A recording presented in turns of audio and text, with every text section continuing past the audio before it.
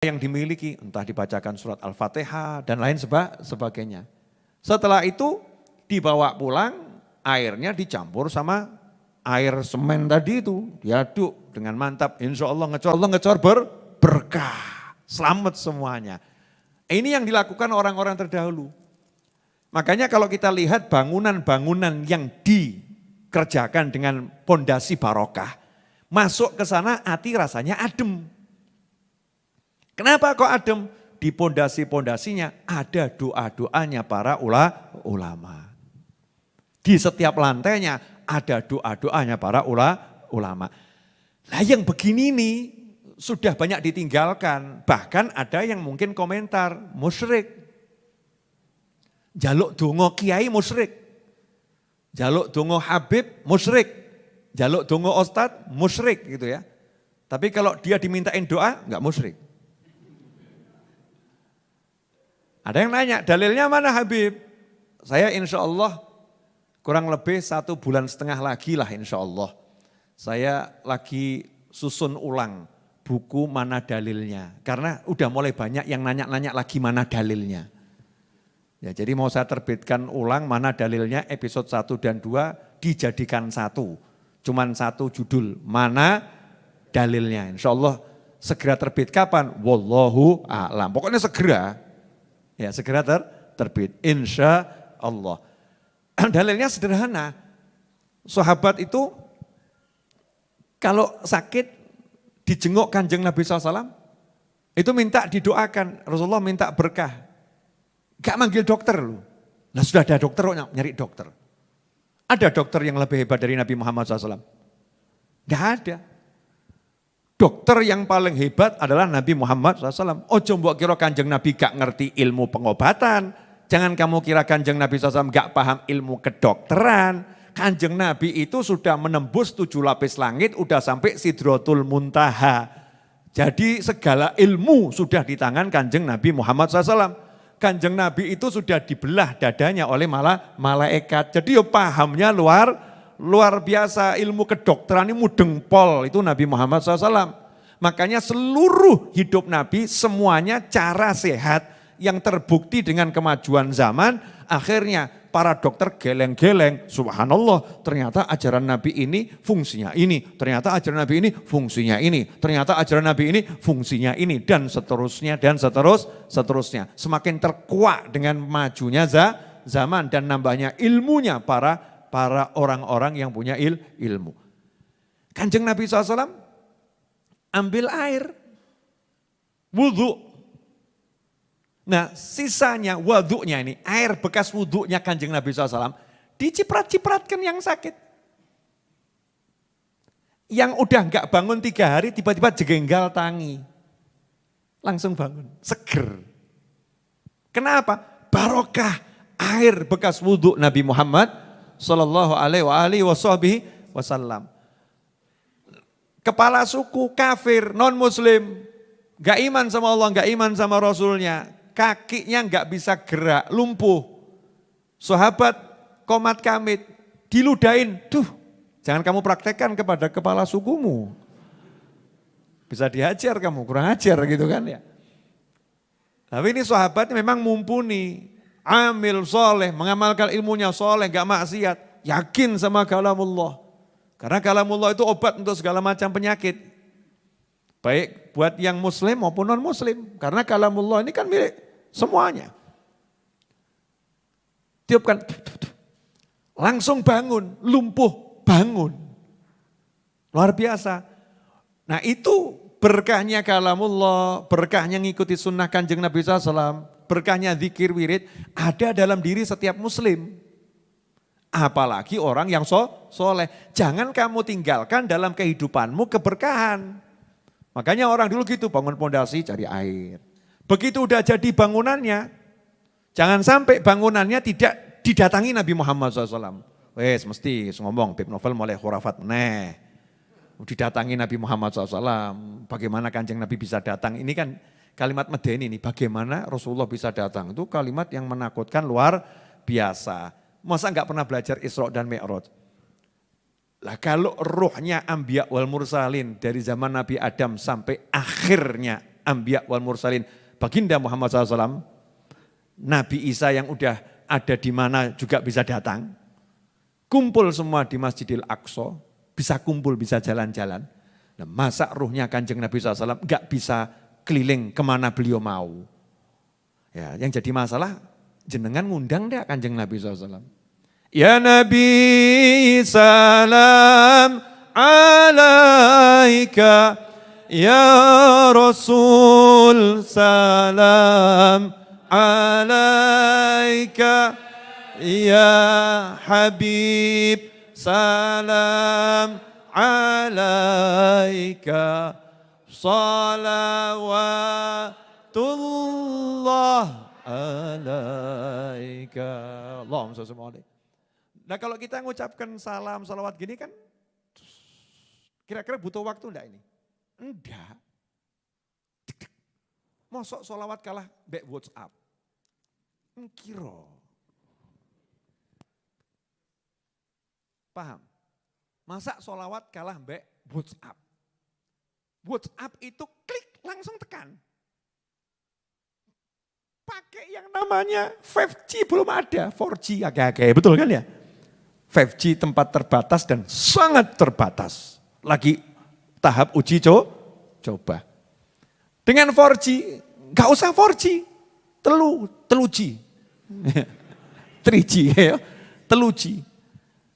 Dengan 3G itu klik, baru pencet, ting, tekan. Terus kamu nganggap sholawatmu butuh waktu, tekan Kanjeng Nabi gitu, SAW. Butuh waktu lama, lisanmu belum bersolawat, hatimu sudah tergerak, Nabi sudah menerima laporan SAW. Langsung. Nah makanya diajarin sama para kiai, para habaib, yang enggak percaya enggak usah ikut. Ya, ini ajaran saya hanya untuk yang percaya, gak percaya ojo, timbang mumet awakmu. Enggak usah, ini buat yang percaya-percaya saja. Makanya para kiai habaib itu dulu kalau ada orang pindah rumah, udah enggak aneh lagi, burdahan, dibaan, berzanjian, simtuduroran, betul. Kenapa? Biar yang pertama kali datang ke rumah saya, rohnya Kanjeng Nabi Muhammad SAW. Perkara Kanjeng Nabinya enggak datang ke rumah saya sudah datang kepada Kanjeng Nabi Muhammad SAW. Ya kan sholawatnya tadi loh, dung, udah dilaporkan. Berarti rumahnya udah dipantau oleh Nabi SAW. Di situ barokah akan datang. Gitu caranya para ulama, gitu caranya para kiai. Jadi hidup dalam berkah. Dan itulah kekayaan Indonesia yang susah ditandingi manapun. Kenapa? Umat Islam terbanyak di dunia, paling doyan sholawat. Indonesia itu titik-titik sholawat. Ya walaupun ada yang kemudian sholawat, tapi caranya ngawur ya no, ya oknum-oknum itu ya no. Sholawatan baik tiktokan kan yang geladrah gitu kan. Ada oknum namanya juga ya, tapi jangan disalahkan. Yo gak apa-apa lah sholawat ini. Yang gak betulnya muga-muga nanti suatu saat berubah. Kan begitu ya. Jangan kemudian dipukul rata.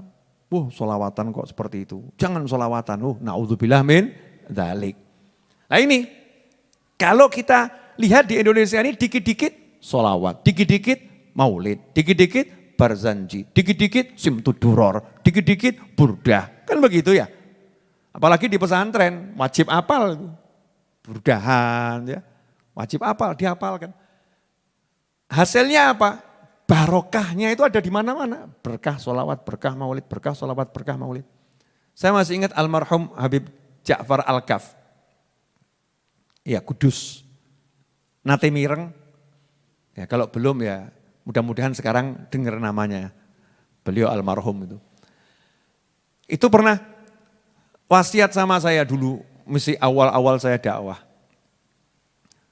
Wong Solo ki jaan sholawatan kabeh, simtuduroran. Ajak baca simtuduror Solo itu. Kalau semua udah simtuduror, aman negeri ini, kurang lebih seperti itu. Adem, Simtuduror. Makanya saya setiap Jumat Kliwon baca Maulid Simtuduror, kan begitu. Terus saya anjurkan setiap orang di rumahnya masing-masing, walaupun 1 orang, 2 orang, rumahmu bacakan Maulid Simtuduror. Ya cara berpikirnya wali itu angel gitu. Mbok candak pakai matematikamu ndak iso. Angel. Ya seperti, mohon maaf, mau tahu cara berpikirnya wali, saya kasih contoh ya. Wali itu kan berjalan bukan mengedepankan logika, tapi mengedepankan wahyu. Wahyu itu kan ada 2, wahyu yang sifatnya wahyu, ada wahyu untuk wali namanya ilham. Seperti Allah mewahyukan kepada ibunya Nabi Musa alaihissalam. Ibunya Nabi Musa disuruh ngintirkan Nabi Musa, itu kan ya tidak masuk akal toh ya, tidak logis. Pengen selamat dari Fir'aun kok tambah dimasukkan peti, dihanyutkan ke sungai, itu kan tidak logis ya. Tapi nyatanya kan akhirnya Fir'aun yang tenggelam, Nabi Musa yang selamat. Betul ya? Awalnya yang dihanyutkan siapa? Nabi Musa. Endingnya yang ditenggelamkan siapa? Fir'aun. Mesti baru dengar tau kamu? Nah, betul kan? Yang model begini baru dengar kan? Podo. Saya juga baru dapat. Ya, betul kan rasanya anyar tuh? Iya, karena saya juga baru dapat. Nah, begitu pula kita lihat Nabi Nuh alaihissalam. Caranya Nabi Nuh waktu itu dianggap aneh atau enggak aneh? Di tengah padang Sahara buat kapal. Dan kapalnya enggak kecil, gede. Masuk akal enggak? Enggak. Karena Nabi berurusan dengan wahyu. Para wali berurusan dengan ilham. Gak iso di logika. Logikanya gimana? Gak bisa, ilham kok. Mau kamu pakai logika, gak nyandak. Nah, ilhamnya wali-wali ini mengajak masyarakat baca maulid di rumah masing-masing. Baca maulid di rumah masing-masing. Adem, ayem, tentrem, berkah, aman. Jadi kalau di Indonesia ini setiap rumah semakin banyak maulid, Indonesia akan semakin makmur dan aman. Itu rahasia. Tapi setan itu yang mudeng. Mangsamu setan gak mudeng. Wah, setan itu super luar biasa. Wong dia bisa mencuri berita langit.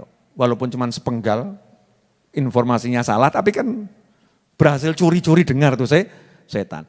Setan ya mudeng. Kalau Indonesia bermaulid nanti Indonesia adem, ayem, tentrem, aman, makmur.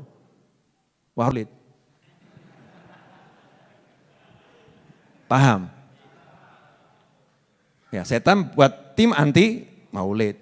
Membuat you and I males baca maulid. Saya enggak ngomong orang lain, ojo fitnah macam-macam, enggak. Saya ngomongkan diri kita sendiri ini loh ya. Di rumah ada Simtuduror, di rumah ada Burdah, di rumah ada Barzanji. Bacanya males. Diajak majelis maulidan, berat. Alah, paling ngunung-ngunung kok ngadeg, kesel. Modelnya maulid ngunung-ngunung kok gak ilmiah. Nah, itu pekerjaannya mak-mak yang udah mau pensiun akhirat itu. Maulidan itu. Masa anak muda maulidan, wah gak ajib, gak srek gitu ya. Gak oke ini. Mulai setannya bisi. Kelasmu itu bukan kelas maulidan. Kelasmu diskusi ilmiah. Wah, beda. Buat kelas-kelas diskusi ilmiah yang banyak. Maulidan udah enggak zamannya lagi. Enggak eranya lagi. Ini termasuk tim setan itu. Yang digunakan sama setan untuk membuat masyarakat Indonesia enggan membaca maulid. Nah, kita jangan masuk tertangkap sama tim setan. Kita ikut timnya malaikat. Aja orang maulid. Ya, dengan cara-cara yang dibenarkan oleh negara. Karena kita hidup bernegara. Hidup bernegara ya kita pakai aturannya negara. Ojo sak karepmu dhewe. Hidup dimanapun tuh di toilet ada aturannya. Ada aturannya enggak di toilet? Ada enggak? Ada.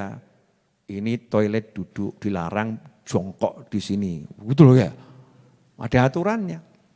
Dilarang itu mbak-mbak tuh ya. Toilet perempuan. Habib kok tahu? Saya pernah salah masuk. Saya pernah salah masuk gitu kan, karena sudah al-kebelutu tingkat tinggi.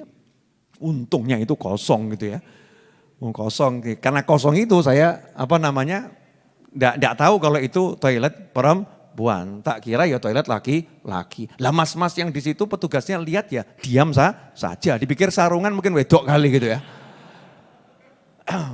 Begitu saya keluar ya ada rombongan perempuan yang mau masuk. Mereka bingung, sing bener toiletnya sing di sawang-sawangan gitu. Yang betul toiletnya yang mana? Saya jadi bingung, kok saya dilihatkan banyak orang, apa kenal Habib Novel jangan-jangan ya. Sok pede. Begitu saya lihat, loh ya Allah toilet perempuan ini ya. Ternyata di toilet perempuan itu kan ada peraturan. Ya peraturannya apa? Dilarang buang itu tuh, paham ya Mbak ya? Itu loh itu, masa dijelaskan saru.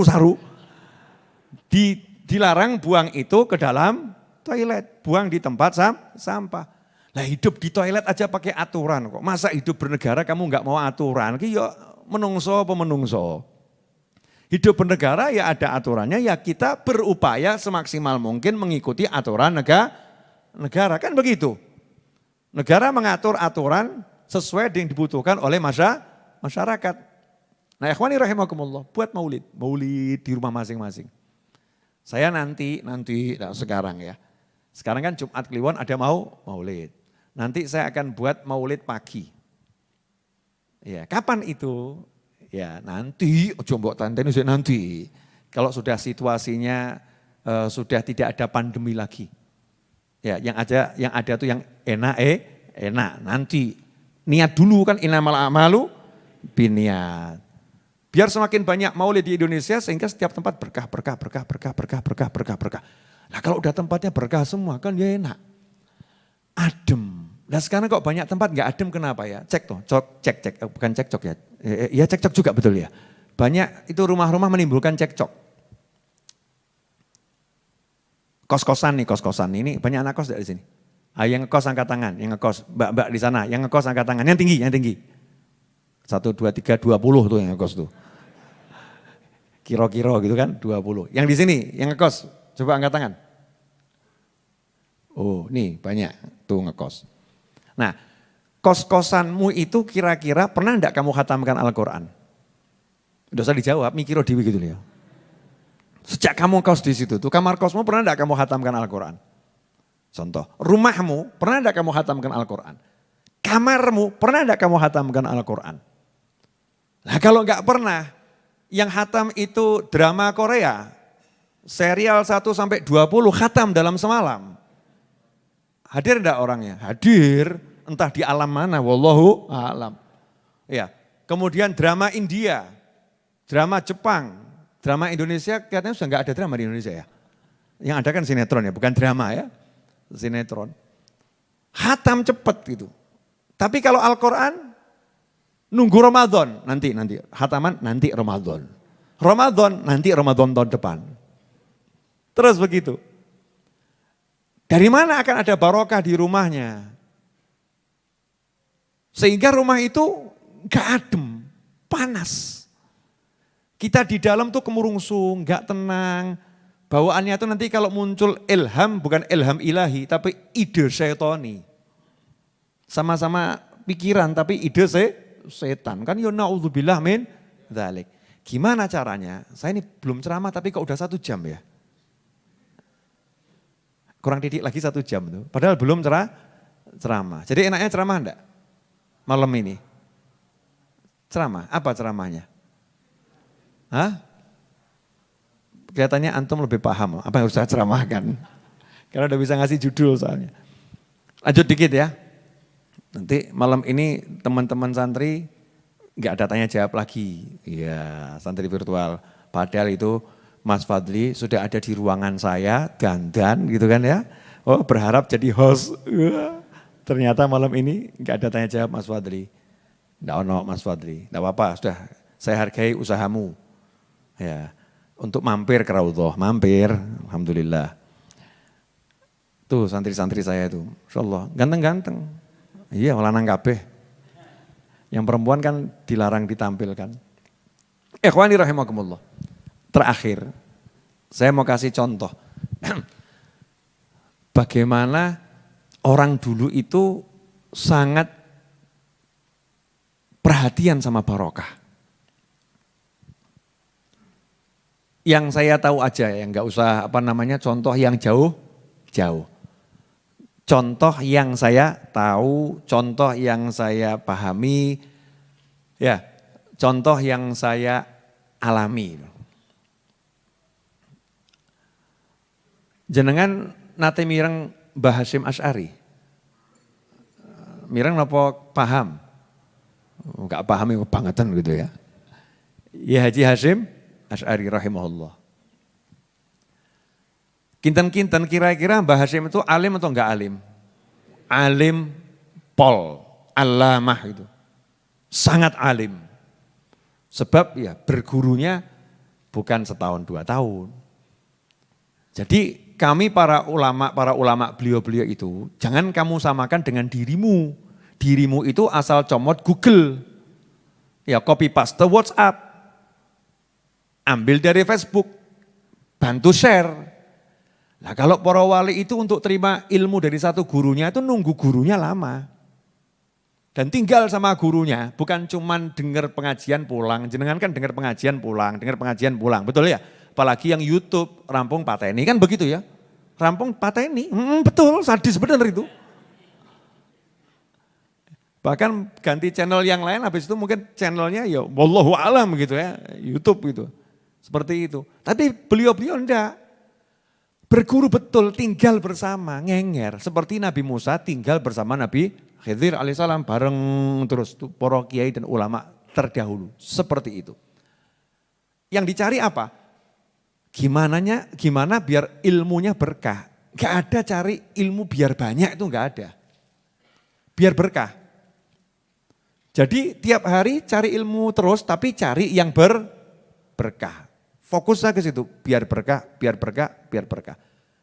Sampai saya dengar, saking pengen berkahnya ilmunya guru. Mbah Hasyim Asy'ari itu jauh-jauh dari Jombang ke Solo. Jombang Solo itu kan ya jauh ya, kalau naik dokar kan jauh. Naik mobil kecepatan 160 km per jam saja ya juga butuh waktu yang lama, lewat tol itu ya lama. 80 km per jam ya juga lah lama. Tapi naik dokar jauh-jauh ke Solo, pergi ke Masjid Riyadh. Hanya pengen ketemu ayahnya Habib Anis, yaitu Habib Alwi. Pengen ketemu, cuman pengen ngomong. Habib, saya ini muridnya Pak D jenengan. Sementara Pak D-nya Habib Alwi, pamannya Habib Alwi, itu mufti Syafi'iyah di Mekah. Mbah Hasyim dulu berguru di sana, balik ke Indonesia kok dengar di Solo ada keponakan guru saya. Pengen berkahnya gurunya, ponaannya diparani. Coba ini, kok sampai capek-capek hanya pengen marani ketemu gitu ya. Nah sekarang ini ada fenomena menarik. Golongan males takziah, males ngelayat, tapi share berita duka di WhatsApp. Dibales berita duka itu dengan turut berbela sungkawa. Jadi yang ada kiriman gambar nangis, bela sungkawa, doa. Innalillah hasil copy paste.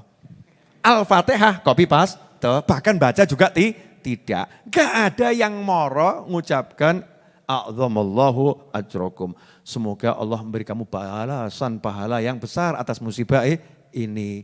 Mudah-mudahan almarhumah. Ndak ono sing moro. Jadi yang moro cuman pesan WhatsApp. Betul ya? Masya Allah ini. Nah, terus mau berkah dari mana ini? Kalau silaturahim diganti silatu WhatsApp. Berkahnya dari mana? Guru, ya, tidak pernah diparani, nyindir santri virtual. Ya ini poin buat santri yang ada di sini, santri virtual nih. Gurunya datang ke Jakarta, muridnya sama-sama tinggal di Jakarta. Santri yang di Jakarta gak marani gurunya, ya rugi. Kenapa? Karena akan kekurangan barokah. Gurunya ada di Malang, kok santri Malang gak merapat, rugi. Kenapa? kehilangan barokah. Ada dalilnya ndak Bib? Oh tak kei dalil awakmu butuh dalil. Wah aku turah-turah dalil. Turah-turah, warak saya sama dalil. Itu dulu makanan saya sehari-hari. Sejak saya SMP. Itu saya hidupnya cari dalil. Jadi sekarang udah kulaan dalil. Siap ngedum dalil. Saking wakeh sing tak elek tuh dalil itu. Masya Allah. Kanjeng Nabi Muhammad sallallahu alaihi wasallam begitu ada di Masjidil Aqsa, saya mau nanya, nah itu semua merapat ke Masjidil Aqsa atau tinggal di alam ruhnya masing-masing? Semua merapat ke Masjidil Aqsa. Begitu Kanjeng Nabi SAW itu berada di langit yang pertama, semua penghuni langit yang pertama merapat kepada Kanjeng Nabi Muhammad sallallahu alaihi wasallam. Begitu Rasul ada di langit yang kedua, semua penghuni langit kedua merapat kepada Kanjeng Nabi Muhammad SAW. Pengen apa? Pengen barokahnya Nabi Muhammad sallallahu alaihi wasallam. Nah ini orang tuamu ada di kotamu, moro kok gak gelem. Lah mau dapat berkah dari mana? Digantikan video call. Hello mam, how are you? Masya Allah, video call.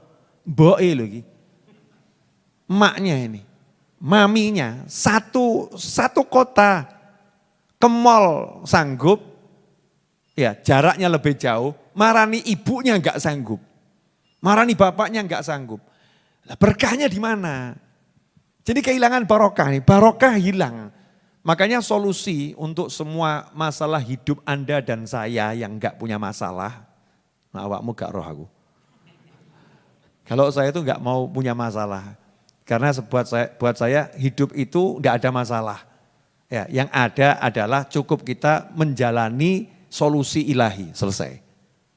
Menjalani solusi ilahi, sholat itu menjalani solusi ilahi, puasa itu menjalani solusi ilahi, zikir itu menjalani solusi ilahi, sodakoh itu menjalani solusi ilahi, nyenengno hati orang, jalani solusi ilahi. Jalankan saja solusi ilahi. Kalau ada solusi berarti tidak ada masalah. Lah sementara kamu sibuk mikir masalah, nggak mau jalani solusi. Seperti yang kemarin saya sampaikan dulu di pengajian mana, saya agak lupa. Orang sekarang itu dikasih wirid, kamu baca sholawat, ya, nariyah 4.444 kali, ditawar, nggak bisa kurang Bib. Ada ndak yang lebih ringan? Ada, munjiah 1.000 kali. Begitu dengar munjiahnya, ada yang lebih pendek enggak Bib? Masya Allah. Setelah itu, bisa nggak diangsur? Saking seringnya kredit itu, ya, terlampau sering kredit itu sampai sholawat mau dikredit juga itu kan. Luar biasa, sholawat dikredit. Ya. Surat Yasin ya mau diangsur. Ajarannya Kiai baca 41 kali, bisa nggak Bib diangsur 41 hari? Oh bisa. Sholawatnya diangsur, bisa. Nanti hajatnya juga diangsur. Pengen dapat mobil, dapat kuncinya dulu, ya diangsur gitu ya. Beb saya udah sholawat kok belum dapat. Udah. Nah itu kemarin kamu dapat kunci itu kan angsuran itu ya. Angsuran hajat. Nah karena kamu diangsur ya dapatnya diangsur. Kalau orang dulu enggak. Semangat betul. Sholawatnya semangat. Zikirnya semangat. Semuanya semangat. Cari barokah. Kalau kita pengen. Ini salah satu wasiatnya Habib Ja'far Al-Kaf. Tebarkan. Bukan lagi sebarkan. Tebarkan. Maulid Simtud Duror. Dimanapun kamu berada. Kalau wilayahmu wilayah Barzanji, tebarkan Maulid Barzanji. Dimanapun kamu berada. Kalau wilayahmu biasa baca burdah, tebarkan burdah. Dimanapun kamu berada. Jadi di situ familiarnya apa? Kalau udah familiarnya burdah, ya burdah. Familiarnya Simtud Duror, ya Simtud Duror. Ojo mbok gawe sing liyo-liyo, nanti bingung masyarakatnya. Nah yang itu saya enggak biasa. Tambah dikira aliran aneh itu nanti. Ya dikira aliran aneh itu. Jelas semuanya? Udah, alhamdulillah. Jazakumullah khairan. Para santri virtual yang dimuliakan Allah. Nah, akhiron thumma akhiron. Saya minta semuanya untuk terus melanjutkan sholawat miftah tadi. Sholawat miftah itu selain kunci pembuka, kan rahmatnya Allah itu Nabi Muhammad SAW ya. Allahumma salli wa sallim ala Sayyidina Muhammadin wa ala ali Sayyidina Muhammadin miftahi babi rahmatillah. Pintu rahmatnya Allah itu kan Kanjeng Nabi Muhammad SAW. Jadi kalau sudah kebuka lewat Kanjeng Nabi kan dapat semuanya. Lah niatkan itu minta agar Indonesia ini digerujuk rahmat terus. Ya.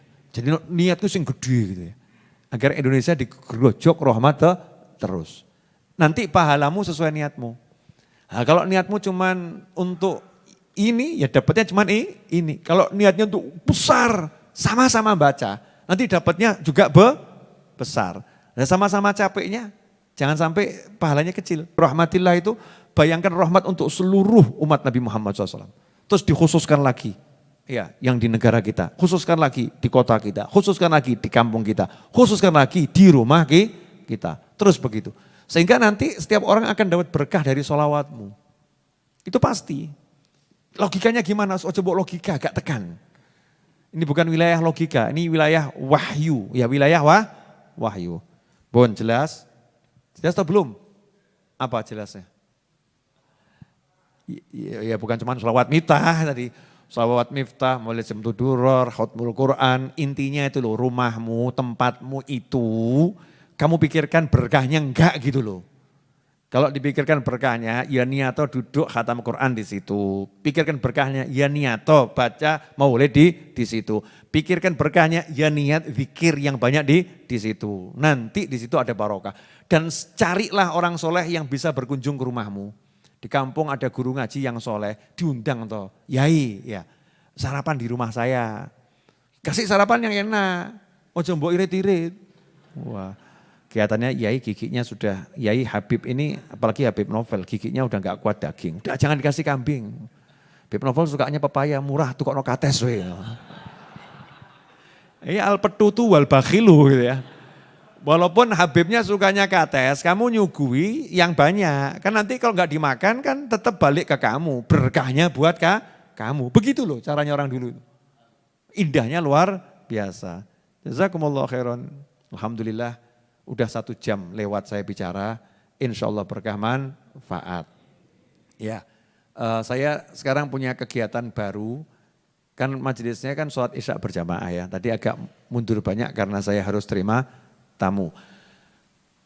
Jumat jam 5 sore sampai nanti masuk maghrib itu ziarah ke makam ayah saya. Jadi kalau ada yang mau hadir majelis Jumat di Masjid Ar-Raudhah, ikut sholat maghrib isya berjamaah di sini, ya kalau bisa datang jam 5 sore untuk ikut ziarah, itu menyenangkan saya.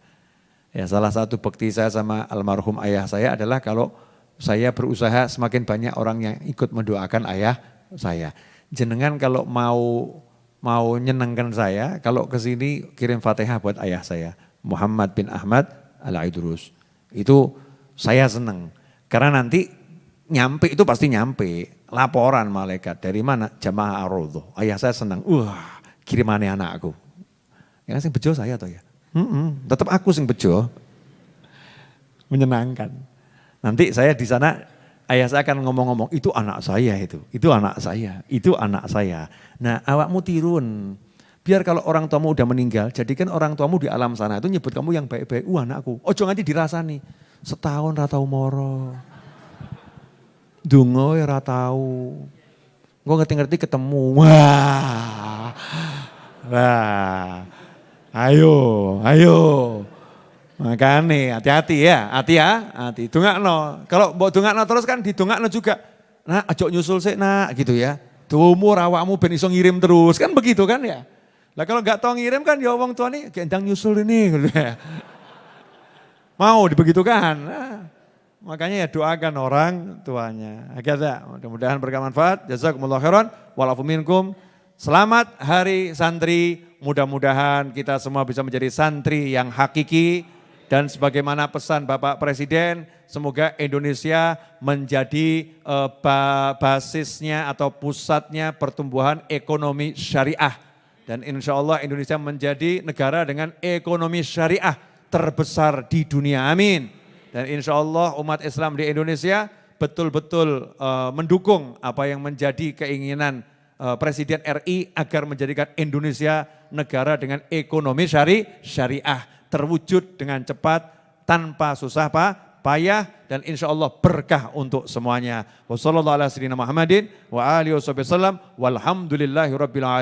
Wassalamualaikum warahmatullahi wabarakatuh. Allahumma salli wa sallim ala Sayyidina Muhammadin miftahi babi rahmatillah adada ma fi ilmillah salatan wa salaman daimaini bidawami mulkillah wa ala alihi wa sahbihi. Allahumma ij'al fi ta'atika farahi wa sururi wa fi mardatika jami'a umuri. Allahumma ya alim bihalati wa muttali ala sarairi wa niyati iqdi jami'a hajati waghfir dhunubi wa zallati wa taqabbal jami'a hasanati wa samihni fima madha wa ma ya'ti واكتبني في ديوان ساداتي واسلك بي سبيل نجاتي في حياتي ومماتي. اللهم إني طامع في عطاك راغب في رضاك مستسلم لقضاك فاكتبني من أولياك واسلك بي سبيل هداك وألحقني بأصفياك. وصلى الله على سيدنا محمد وآله وصحبه وسلم والحمد لله رب العالمين.